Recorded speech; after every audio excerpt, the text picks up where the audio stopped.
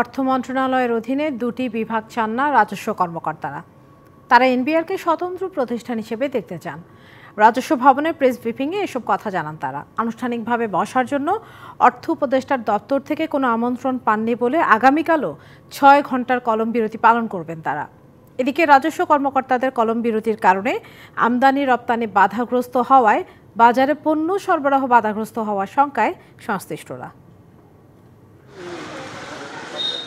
জাতীয় রাজস্ব বোর্ড তথা এনবিআর বিলুপ্ত করে দুটি আলাদা বিভাগ করার অধ্যাদেশ জারির পর থেকে আন্দোলনে রাজস্ব কর্মকর্তারা রবিবার চতুর্থ দিনের মতো পালন করেন ৬ ঘন্টার কলম বিরতি।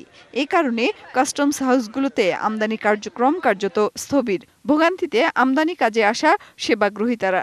আমরা কোনো সেবা পাচ্ছি না, ডাইরেক্ট আমাদের সেই কোনো সেবা দিচ্ছে না কাস্টমস। ৩টার পরে কোনো কাজ হয়, 2 ঘন্টা কোনো কাজ হয়। আমদানি করার সঠিক সময় মাল পাচ্ছে না, বাজারে একটা ঘাটতি দেখা দেবে, এই ধরনের অনেক সমস্যাই সামনে আসতেছে। এদিন আগারগাঁওয়ে এনবিআর সংস্কার ঐক্য পরিষদের ব্রিফিংয়ে কর্মকর্তারা জানান সোমবার এ বিষয়ে অর্থ উপদেষ্টা বৈঠক করবেন বলে শুনেছেন তারা। তবে আনুষ্ঠানিক কোনো আমন্ত্রণ পাননি তারা। অর্থ উপদেষ্টা মহোদয়ের নির্দেশনায় যদি আমাদেরকে বসতে হয়, অবশ্যই ঐক্য পরিষদের প্রতিনিধি দিয়ে বসবেন। তবে সেক্ষেত্রে অবশ্যই অর্থ উপদেষ্টার সাথে অন্যান্য উপদেষ্টাগণও থাকতে হবে। নগদ পেমেন্টে 500 টাকা পর্যন্ত ক্যাশব্যাক আর লেনদেনে প্রতিদিন ডিপ ফ্রিজ এবং ঘন্টায় ঘন্টায় এসি টিভি সহ দারুণ সব গিফট। এনবিআরকে কোনো মন্ত্রণালয়ের অধীনে নয়, স্বতন্ত্র প্রতিষ্ঠান হিসেবে দেখতে চান রাজস্ব কর্মকর্তারা। এনবিআর বিলুপ্ত নয়, বরং এনবিআরকে স্বতন্ত্র ও শক্তিশালী এজেন্সি হিসাবে রেখেই রাজস্ব সংস্কার করতে হবে।